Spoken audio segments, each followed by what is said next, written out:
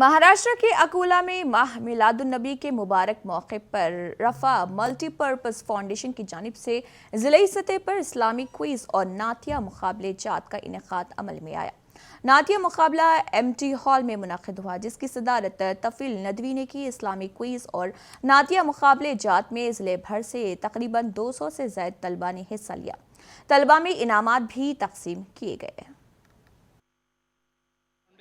अकोला की जानिब से आज 16 अक्टूबर 2022 को सीरत क्विज़ कंपटीशन का यहाँ पर इनेकाद किया गया और आज ही के दिन उन बच्चों के पेपर वगैरह चेक करके उनका रिज़ल्ट यहाँ पर बनाया गया और इसमें फर्स्ट, सेकंड और थर्ड हर जमात से, इसमें 8वीं जमात से बच्चों ने पार्टिसिपेट किया था, 9वीं जमात से पार्टिसिपेट किया था और 10वीं जमात से पार्टिसिपेट किया था।